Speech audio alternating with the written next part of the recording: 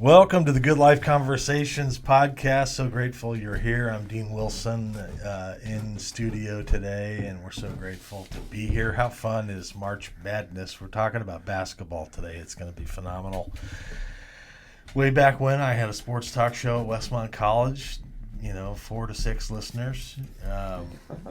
And at one point, I was able to secure a sponsorship from Domino's Pizza on Milpa Street, and because of the number of listeners, we were able to actually give a whole pizza if you listened to the program. So there was high incentive. So sports talk with Dean Wilson. I started faxing in press credential requests to the Lakers and Rams and Raiders and Dodgers, and then I had letterhead, KFYR, K-Fire, call us up, light a fire. That was our slogan. Then the Lakers called me and they said, come on down, we're having practice. This is Kobe Bryant's first practice at Loyola Marymount when they brought Shaq in. Yeah. And so take my friends. We get 4 press credentials. I end up taking friends. We pack our bags. We packed bags to look like we had equipment. There was nothing in them. I'm interviewing Jerry West in the parking lot. It was just like, for 19-year-old kids, we were in sports heaven, LA sports heaven. But anyway, sports talk is in my blood, and I'm here with the great Donnie Feller and Coach Jeff Azain, and we're so grateful to have A's with us. Jeff Azain was a basketball coach at Westmont College for 30 years. We're sitting in Santa Barbara, California, where A's played in high school and college. He was a great player, and then became a great coach, was an assistant with John Moore, the legendary John Moore, for decades at Westmont College, had a huge impact on lots of people's lives. And I want to get to that in a second. But, we're talking about basketball. We're taping this right now. It's March Madness fever. That's the week of the first round. And so, if you don't follow basketball, or you've been under a rock or whatever it is, James Naismith, this interesting guy, born in 1861 in Canada, he's actually a Presbyterian pastor, if you can believe it, just like my dad, ends up inventing the game of basketball and wrote the original rule book himself, ends up living to be 78 and actually died in Lawrence, Kansas, came to the United States, obviously. An amazing thing. It's just, and I think we all know it started with an actual basket. But this game now has become a multi-billion-dollar industry. It's become worldwide. It's obviously impacted cultures, and it impacts America every year in March. Biggest sporting event of, the year. Super Bowl is a one-day thing, but this is a multi-week thing. So it's pretty fun. So I'm going to start with Jeff Azain. Welcome. What did you love about coaching all those years? You had to love it to do it that long. Oh yeah, definitely. I think every day is different. Every day is different. You have stages in a season. You have your preseason. You have your season. You have hopefully your postseason if you make the playoffs. So I think every day is different. There's always a different challenge. You may have guys who are hurt. You may have players who are struggling. So you just can't come in and roll the balls out and say, hey, we're gonna go 30-0 today. Right, actually at least at our level, smaller college level, Westmont, you want to try to develop players and fit them into the your culture of your program. So I think that's what the fun of it was. And then I think the relationships that you build with your players. Hey, if you don't like who you're working with, you might as well go do something else. Probably the same for you and you guys here. You just enjoy being around good people, and I think from your coaching staff to your players, that's what makes it enjoyable. And you must coach every player differently. I mean, you find out what works for different guys. You learn that, and then is that part of it? Absolutely. I think you just have to try to identify what works in for people. For an example, when I coached your brother Johnny, he could yell at Johnny all the time, and he had he had thick skin. He could understand that and take that. Where if you had somebody like Santiago Aguirre, who was on the team and a phenomenal player, if you yelled at him, he would go into a shell. So Sant was more about, hey, you've got to build him up. You got to stroke his ego and make him confident and have his talents come out. So I mean, I think the longer you're in it, the more you figure it out. I mean, early on, I think we were probably all coaches who were yellers and screamers and tough and so forth. But you find out real quick that doesn't work. Yeah. So you have to adapt your style, which you should. Yeah. Donnie, you've coached a fair amount. Donnie, there's a club basketball team here in Santa Barbara called the Mavericks. Ryan Reed, the great Ryan Reed, has been on our TV program. He's an outstanding, amazing guy. You've coached, and this sometimes some of these kids are kids that wouldn't normally be playing on an AAU kind of a deal because it tends to be extremely expensive for one thing. What do you love about coaching? I've told you should be a high school head coach for many years. Yeah, I thought that was going to be my path for a little bit. But I mean, I just love working with youth and, being younger, coaching younger kids has been something that has helped keep me young. It's brought life. I love, having a group of people that I really just get invest in and really focus in, being a mentor, being a voice, like you were saying, Jeff, like getting to know each one individually, how they receive feedback, what you need to do to connect with them, to get the most out of them. And then you get to work with them a whole season. You get to see, they come in at this level, and then through time, they continue to improve, and they're not only the skill, but, the camaraderie, the team unity, and leadership skills. You get to see them develop a lot in a season. And for me, it's just really rewarding. It's something that brings life to me. So I've coached, definitely a much lower level than Jeff has, but I've done it for 16 years or so.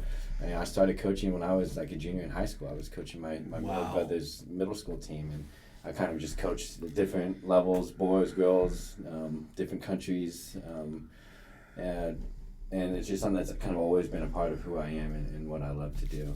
I think coaches have such an impact. I've said this on other shows that in our society, I think coaches have one of the greatest opportunities to influence people. Like it's an amazing thing. I think you get this concentrated time. You're practicing. You're traveling. You're on the bus. You're in the training room. You're together, and so you really know each other because you can't fake it for 4 months. Right.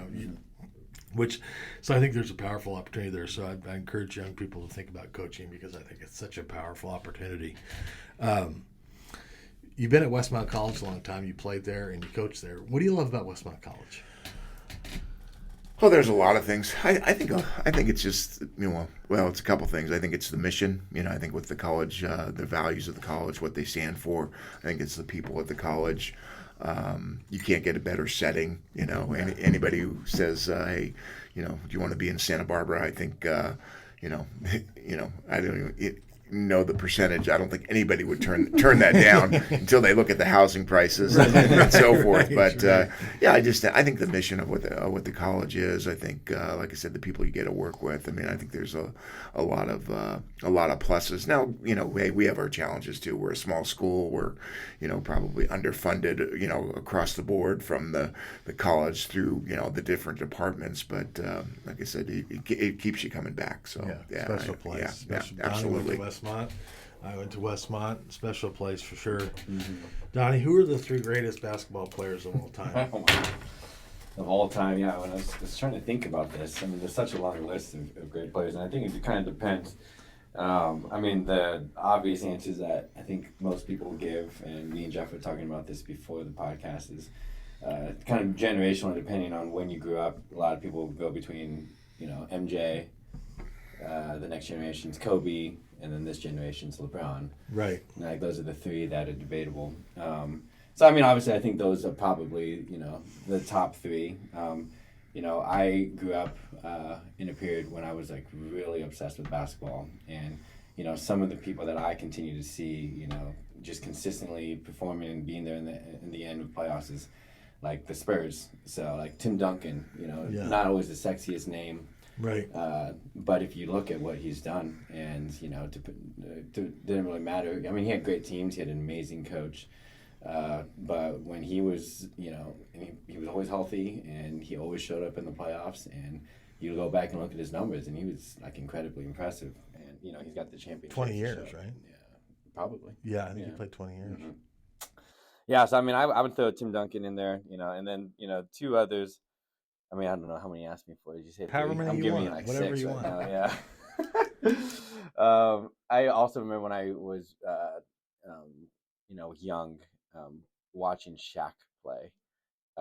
There wasn't a more dominant player I've ever seen play than Shaq. Yeah. I wouldn't say he's the greatest of all time, but I do feel like he was maybe the most unstoppable player of all time. Mm-hmm. Like the only way that anyone could ever stop him was just to foul him.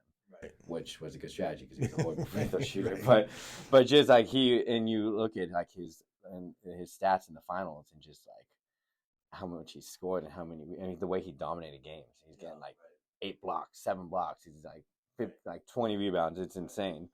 So dominant wise, I would say Shaq. And then the one that I just throw in that I always talk about with my friends, not the greatest of all time, but I think he changed the game. In my generation, changed the game more than anyone else ever changed the game was Steph Curry. I mean, he's won. He's been great.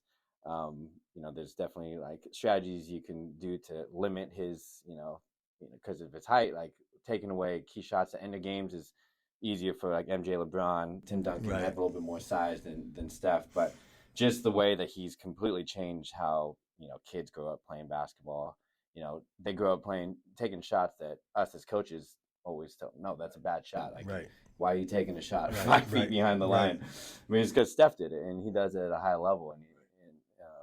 So there's pros and cons to it, but just as far as like what I've seen as I've grown up around basketball, Steph has changed the game. He's got to be the greatest shooter of all time. Yeah, definitely. For sure. Yeah, 100%. Yeah. Mm-hmm. Yeah, he is. That's almost not even debatable at this point. Yeah. Yeah. Mm-hmm. Jeff, thoughts? I know you don't love the NBA. No, no, no. It's. I mean, I think those are great. I mean, Donnie showed his youth because I wouldn't. I would. I shouldn't say I wouldn't go with those guys. Yeah. I mean, if it's a different thought pattern, which is great because he's exactly right. Shaq was unstoppable in his era. Mm-hmm. Steph has changed the game with a 3-point shot, and now everybody's shooting a 3, whether you can do it or not. So yeah, but I'm going to go a different direction. I'll show my age a little bit. I'm not going to go with George Mikan. So yeah, hold on to your seats. You're not that old. No particular order. I think Wilt, what he did is just incredible. I mean, how do you go about and average 50 points for a season? I mean, granted the league was different and lesser teams and those things, but to me that is phenomenal. Nobody will break that. No one will score 100 in a game, although there's guys that come close. So with the 3-point line, you never know. I think Michael Jordan, like I said, I think the debate between Michael and Kobe and LeBron will go on forever and ever. Magic, I think, is one of those guys who transformed the game when he came into the league. Just the league was struggling, he just took things to a different level. And I think the great thing, what I liked about Magic so much, is he made the guys around him better. Yeah. And that's what I look for. I think the same thing with Michael Jordan. You can look at all his talents, but he made the guys around him better. Not that he had bad supporting cast, but he didn't have the greatest supporting cast if you look at his Bulls teams. And then I think you have to put Kobe and LeBron on there as well. So I put 5. I'm probably leaving off guys like Kareem. And I mean, it's such a loaded question, Dean. It's great. It's a great question, but you can't just limit it and put it in the order. But those are the guys that I put. Yeah. So, yeah. LeBron's making a strong case in my mind. I'll tell you, what he's doing at this age is never been done before. Yeah. The way he's taking care of his body and spending $1 million a year or whatever he does on his body, like it's amazing what he's doing at his age. And then you look at LeBron. I mean, obviously he's won, and you look at his assist numbers. Like it's stunning to me. And there's a lot of anti-LeBron people, but I haven't been a LeBron guy. I'm a Laker fan, but I've but I think you have to have him seriously in the conversation at this point. Yeah. Like, I mean, obviously he's the all-time scoring leader now, but you know, I grew up with Kobe. I loved Kobe. I was his first game. I'll always love Kobe. I have to. I think if I'm drawing up a play with 7 seconds on the clock and we're down one, I mean, I think for me, it's Kobe. I mean, the guy was just, and his competitive nature, things you can't teach. And you probably had guys like this, Jeff, where you can't teach what Kobe had. Yeah. You can't. I think Michael Jordan was the same. Yeah. Where it's just this fierce. And then how do you do it after you win a championship? Like, how do you recalibrate and go get angry again? You know, like get so. Yeah. That's what always stunned me about Kobe's competitive nature, and I think there's a lot of life lessons in Kobe's competitive nature, desire to win, but desire to be great. He just pushed himself. Absolutely. So I love that about Kobe. You know, and I was never a huge Michael Jordan guy, but I think obviously Michael Jordan is unbelievable in what he did, and he had that quest, that internal thing that, you know, to be great, which was, you know, inspiring. What about coaches? Jeff, start with you. Yeah, that's as tough as one as the players, because I mean, there's so many great coaches who've coached at, you know, college level and the pro level. You know, I'll start with John Wooden. No one will you know, duplicate what, you know, the Wizard of Westwood did, and, you know, the championships he won. You know, I think Phil Jackson, you know, again, you know, a great coach, a great leader, a molder of team, a molder of, you know, men, you know, and the championships speak for himself with the Bulls and the Lakers. I was a little bit torn, you know, with the next couple. You know, it's hard to not put Coach K on that list for all he's done.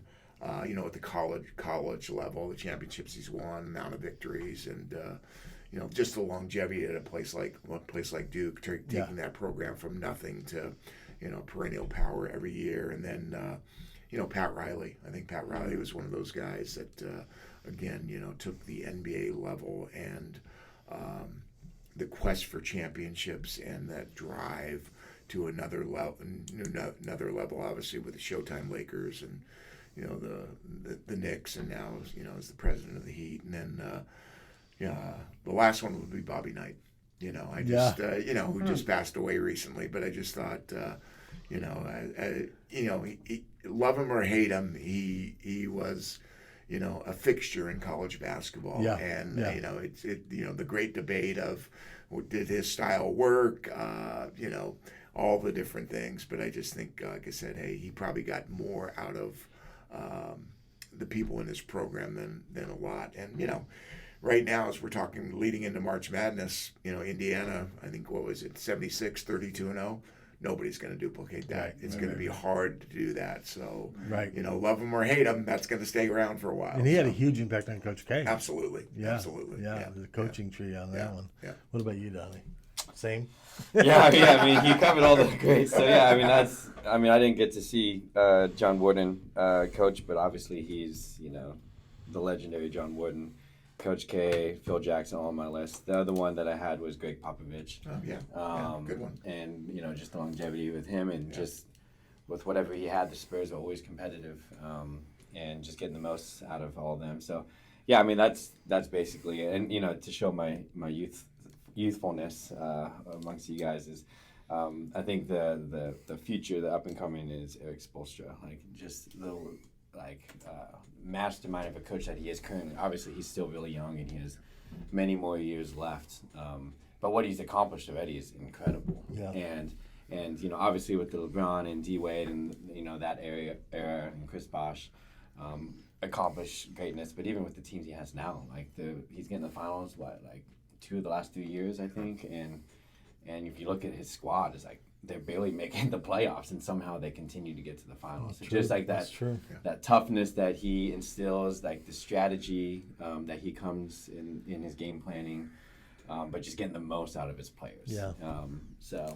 Yeah, some of these guys, it's so true. That's a good one. And some of these coaches, I think about a Phil Jackson or even what they've done with the Heat. Culture. They've created a culture that's different. Yeah. The Warriors have done this. Yeah. The Warriors created a culture. The Lakers have had this at times. Phil Jackson creates a culture. Riley and Spoelstra and all those guys down at the Heat, Jeff, that they've created in the last 20 years this culture that has just been, it's a winning culture. And everybody kind of goes, how did they do this? Where'd they come from?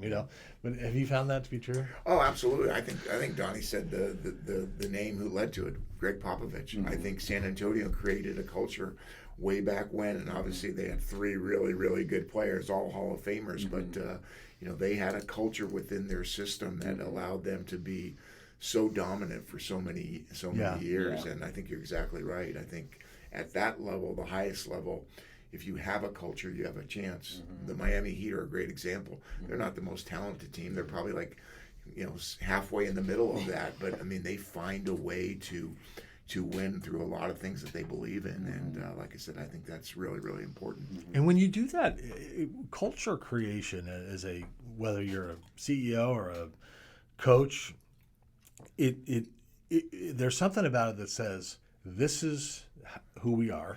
This is how we do things. And then the people that come, whether it's employees or players, they're going to have to fit into that. Yeah, absolutely. We're not adopting your deal. You're coming into our deal. Yeah. You know what I mean? Yeah. Which is not in a arrogant way, just in a truthful way. Like, this is how we do it at the Miami Heat. Yeah. This is what it means to be part of the Golden State Warriors. And I think if you create that culture and there's great values as part of it, which is, in my opinion, certainly as a basketball coach, high character. There's a lot of talent out there, but that high character, is important. I think that, and if you build something around high character combined with great talent, and they play, they're able to do it together, I think you can do special things. In March, the March Madness is amazing. Donnie and I were saying, well, I don't think I can name 5 college basketball players right now. Most people in America, they're filling out their brackets. They can't name 1 player in this tournament. Yeah. But we love this tournament. And we love the tournament because anything can happen any given day. The buzzer beaters, because it's all really about the competitiveness. This is not about money for these guys. Right. This is about winning the tournament, and there's something so pure about that, isn't there? Yeah. It's a little different than the NBA these days, I think. Yeah. But Yeah. Talk about that for a second, March Madness. Yeah, I think it's, whenever this, really cultural phenomenon caught on, this 3 weeks of madness in March. I mean, it's just unbelievable, the stories you get out of it, the teams, the players, the coaches that rise to the occasion. I mean, and it's so different every year. I mean, you've got, underdog teams, players come out of nowhere, coaches who, coach a team, and all of a sudden they get a big time job. I mean, right. I mean, how do you package it all and explain it? I don't think there's any way of explaining, because every year is so different. I think that's what makes it so exciting. And whether you're the 24/7 fan, or you're just somebody who says, hey, this looks like fun, I'll follow follow a team or whatever. I mean, it's just such a cultural phenomenon that's ingrained in our society that hey, March Madness is here, and let me be a part of it and be part of the run. Yeah, millions of people break the law, illegal gambling. This time your grandmothers are breaking the law, participating in gambling rings for March Madness. All started with James Naismith. If you're a kid and you're listening to this, go invent something. James Naismith, throw this ball in this basket, and then here we are. So who's going to win the tournament? Let's talk about some picks. We only have 5 minutes left. Jeff kind of likes UConn. What do you like about UConn? Yeah, number 1 seed in the East, by the way. Yeah, exactly. It's not it's probably everybody's pick. But as I was telling you before we went on air, I just think UConn is the deepest, toughest team out there right now. I mean, you have to have a deep bench because you don't know if guys are going to get, you get injured in foul trouble. I think they've got a deep bench. I think they've got an incredibly tough-minded leader and coach. And, in Dan Hurley. And if anybody's going to go back to back, which hasn't been done since I think the Florida Gators in Right. early 2000, I think it's going to be UConn. And I know, like I said, that's not a very unconventional pick, but I just like what they bring to the table. And I do want to go on record saying, Dean, I'm not betting on this now that we're NCAA Division II at Westmont. Right, correct. I'm not in a pool. Correct. I've got to make sure that Right. we follow Right. all NCAA guidelines. We got that on camera. Yeah. Anyway, so I think UConn, like I said, is to me is the clear favorite just because of those things. But I think there will be some teams that emerge, out of brackets that will surprise people just because you haven't heard or seen of them on regular TV, all the time. Who they are, I don't know. I mean, I think that's what the beauty of it is. There's so many good teams out there, and if you get hot or you get the right matchups, you can make a good run in March. A 14 seed always wins. Who's it going to be? Oakland? No, that's Kentucky. Donnie, who do you like? I mean, I always go with North Carolina.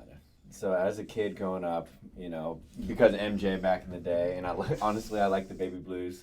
I like the color, See, I like the there we go, jerseys. the colors, That got me. So I always choose North Carolina, and the reality is they always have a chance. And I know I haven't been up to date with college basketball as much this year as I have in the past, but I know Armando Bacot and RJ Davis is on the team, and I've watched them in the tournament many years now, and they're competitors. And I think they're both seniors, I believe, this year. And it's been a while since North Carolina won, and they usually it's probably their time. I think so. And I could just see this being the year that they pull through and bring home the championship. So North Carolina, now Baylor, Arizona, they could be meeting in the West in Los Angeles in the Sweet 16. Any thoughts on that, Ace? I think it's a tremendous matchup. It's so hard, to predict these games. I mean, I think that's why I know. But does anybody ever get a perfect bracket in the Never ESPN happened thing? in the history of the world. There's probably a reason they give away $1 million for whatever they do. They've never had to give it away. Yeah, I actually, I picked Baylor over Arizona in that game. Why? I have no idea. I like that. I'm going Baylor. Yeah. So, Baylor. I think you have to pick some upsets, and not that that's probably the greatest upset out there, but I think you have to pick some games that are unconventional. Yes. I've got James Madison, who's 31-3. I think I got them like it or not, I got them beating Duke in the second round and advancing. So I don't know if you want to go off a 12 seed wins. A 12 seed wins a lot. That's actually a good not like Duke. that. I'm sorry. Were they beating Duke? No, Duke. Okay, second great. round. Second round. Yeah. So So Kentucky's here. I'm rooting for Texas. Yeah. I'm rooting for Texas to knock off Tennessee down in the Midwest. So we're going to pick the Longhorns there. What about Purdue? Is Purdue going to go to the Final Four? I think Purdue is an interesting team. They could be, they could be a team that gets knocked out early, like they did last year in the first round. But I also think they could be a team that goes to the Final Four. I've got them in my Final Four. I just think they're going to have an edge to them because of last year. I remember when that happened to Virginia a few years back. They got beat by a 16 seed. They came back and they win the whole thing. That's right. Not saying that's going to happen, but I also think when you got a 7-3 guy in Zach Edey in the middle, you're going to have to make some adjustments, and that's going to be a tough matchup for a lot of people. So I can see them making a deep run. Can't teach height. You cannot teach height. Donnie, Final Four. Do you have one? Do you have a Final Four? We have 2 minutes left. I don't yet. I'm working on. Okay, but you like Carolina. Do you like UConn? Yeah. Huh? You like UConn? Yeah, UConn will probably make it. I mean, it's always tempting. I end up writing 4 1 seeds. I know. I hate doing that. It's very rare to have actually all 1 seeds. I don't even know if that's happened in recent history. Mm-hmm. So then but I'm rooting for Texas. I'll say that. I think Houston. I don't know about Houston. I think that could be a bracket, the South, where we see somebody come out of the blue, is my opinion. I don't know who it is, of course. Okay, so you heard it here first. Jeff Azain likes UConn. Johnny likes North Carolina. I am going to say that Baylor is going to the Final Four. I like it. Baylor Bears are going to the Final Four. And I think Texas is going to knock off Tennessee, but I don't have any idea. So, March Madness. Now I'm going to make a prediction on NBA for Donnie Feller. I want to say it here. This is being recorded in March. The Los Angeles Clippers are going to be the NBA champions in 2024. Preach. Say it again, Dean. The Los Angeles Clippers are going to be the NBA champion. This man has suffered long. Many he has years. suffered so long. He's ripped many jerseys. He's had the jerseys on. He's burned the jerseys. He's been disappointed. Injuries, Kawhi Leonard. So I'm going to call it that for Donnie Feller, because of the goodness of God, Donnie Feller, the Los Angeles Clippers. They're going to win it for me. They're going to win it for Donnie this year. Okay? Mark it down. Go to Vegas. Place the wager. Not Jeff, but hey, this is fun, you guys. Thank you. Thanks, Ace. Oh, you're welcome. Thank you, Donnie Feller. Thank you. Thanks for Great. joining us, everybody. Good Life Conversations. We'll see you next time.